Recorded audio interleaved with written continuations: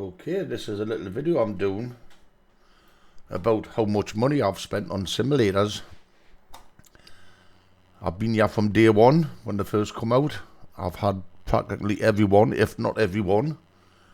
And every time you think you've got it nice, bam, another one comes out. So you start again. So at the minute I'm just sitting here, let you have a look at this. I'm at Corfu Airport, according to Metro. Visibility's great, but there's a mist over there. Anyway, let's get down to it and see what we've got. This is my setup, what I've spent. You'll have to work it out yourself. I forget most of it. But first of all, I have a Cooler Master Cosmos S case with a power supply of Corsair RM850K Gold Edition. That wasn't cheap. The motherboard is a Meg Z490 Unify. Awesome motherboard. The CPU, I've got an i9 10900K running at 3.70 gigahertz with 10 cores. It's a really good processor. I'm well impressed with it. It gets a bit laggy sometimes, but I don't think it's that. That's liquid cooled with the H150i Pro XT. For the graphics card, we have a RTX 3080 24GB Supreme. Awesome. RAM, I'm running 128 gig at 2133 megahertz. Paid fortunes for that. The GPU, at the time it was when all the pandemic was on and it had first come out, I think I paid about £2,400 for that. Wasn't cheap. The RAM, like I said, was 128 gig. I can't remember how much that cost, but it was expensive. I've run it all on Windows 10. Now, I've got 2 times 2 terabyte NVM2 ADATA SX8200 PNP drives. So, that's 4 terabyte of storage I've got. I've nearly filled, well, I've used 1000 gig on one with the flight sim and Windows and what have you. Keyboard, I've got a Corsair K70 Mark II on a desk mount. That wasn't cheap. I can't remember the price, but it was not cheap. I've just got a run-of-the-mill scroll mouse. Mine broke. I did have a Viper. Right, the monitors. Here we go.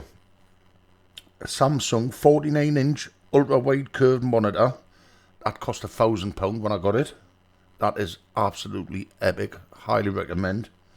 I'm running 2 extra 27-inch monitors. Also, I've got a Samsung tablet 10-inch for Touch Portal. That wasn't cheap, the tablet. And another Samsung tablet 10-inch for the Mac Do. I'm also running a 15-inch laptop for little nav maps. Now the sound, I've got an LG soundbar at 300 watts, which shakes the house when I turn it up. Okay, controls, what do we have? I've got a Logitech Flight Yoke plus throttles. Can't remember how much them cost. That was a good couple of years ago. I've got the Thrustmaster TCA Captain Pack plus the add-ons for the flaps and the spoilers. Got Cytec rudder pedals. Bought them when they first come out. Them weren't cheap. Can't remember exactly how much. I've got a little old black with a joystick if I fancy flying a helicopter. I've got Track IR5. I never use it. IR5 Pro, I should say. Microphone, I've got a HyperX microphone on a boom. And that's the main part of the PC. Now, not to mention the software, how much I've spent. Phoenix, PMDG, Orbex, Mac OSIM, and many, many others. Plus subscriptions, Navigraph, and whatever other subs, there's quite a few. And all this is sitting on 2 office tables joined together with a length of 11 feet. And it takes it all up. The power supply using leads from 2 rooms because I worry in case I burn the plug socket out in this room. So I've got 2 sets of power supply coming in, leads coming in from 2 bedrooms to run all this. It is absolutely awesome. Anyway, let's have a little look around. See what you think. It's getting a bit misty there in Corfu. Now I have just been starting to learn to stream in using Touch Portal, so let's have a look. That's on another screen, that's on the overhead. I have got I forget, Air Manager, where I can put the overhead on control on top of the monitor, but I never use it. You can't use it with a Phoenix at the moment, but I'll look into that. You can with a fly-by-wire mfs2020. So let's have a look in the flight deck, see what you think, and then we'll go through my settings. I'll show you what's what, and then we'll have a little discussion on that. So this is in the flight deck. I'll turn that volume down on the desktop audio because it's pretty loud in the flight deck in a minute. And I'll turn it down on my monitor, on my sound, because it's a bit loud. So this is the flight deck. This is where mine looks. I'm running JSX Pro, FSS Realistic, all adds up, a lot of money. This is me just before I start setting the flight up. I'm using FSTL Traffic, which is free obviously. I have a lot of add-ons downloaded from FlightSim.2, but I've got them in a separate file and I just put them into the sim, the community package when I want to use them, which helps to keep it running okay. So anyway, that's what the graphics looks like in the flight deck. Not the best mouse for scrolling about, but it'll do for the time being. Now, if we're going to be settings, this is what I've got. See what you think, guys. See if you can think anything I can adjust it with. Obviously, display screen. Display mode on full screen. That's the resolution of my main screen, but for streaming I break it down. Anti-aliasing, I've got TAA. Render scaling, I've kept it about 125. Fidelity sharpening, not sure what that's all about. VSync I've got off according to recommendations. NVIDIA Reflex low latency off. Now I've tried using DX12 beta, but it just doesn't work for me. Does not work for me. Applying settings, yeah. That just goes back to where it should be. There we go, it's still on DX11, I don't need to restart. Okay, terrain level of detail, I've got 175. Off-screen terrain precaution, ultra. Terrain vector, ultra. Buildings, medium, don't even need for any higher. Trees, high. Grass and bushes, high. No, this is one of them. That's really tough. Objects level of detail, I've got it at 130. I haven't lowered it, but I don't see much difference in the quality. So anyway, volumetric clouds, I've got ultra. We all love a good cloud, don't we?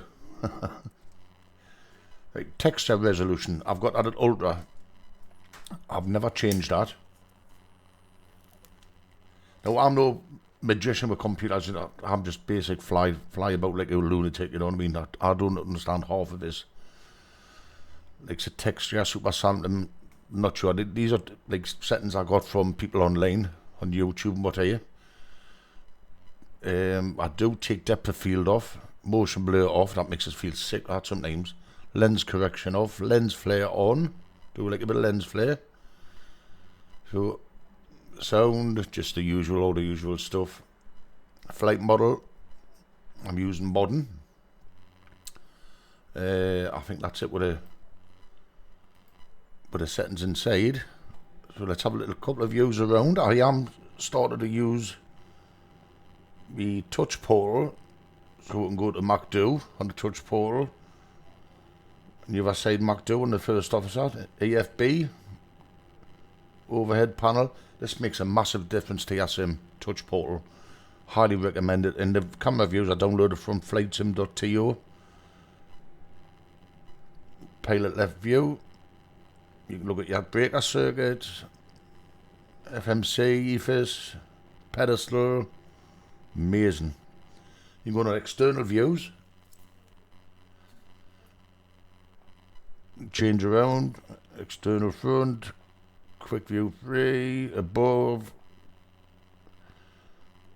Awesome. There's also a showcase one where you can use your drone, but I don't have it plugged in at the moment. I don't use a drone. So that's it. And that is my setup for mfs2020. I hope it's been good, and I definitely have spent over £5,000. Definitely. Easy. I'm scared to think how much I've spent. Not just on mfs2020, on all across the flight simulator board from start. Unbelievable. But thanks for watching, guys. I really appreciate it. And I hope you get some sort of idea how much this hobby of ours cost. It's crazy. See you soon.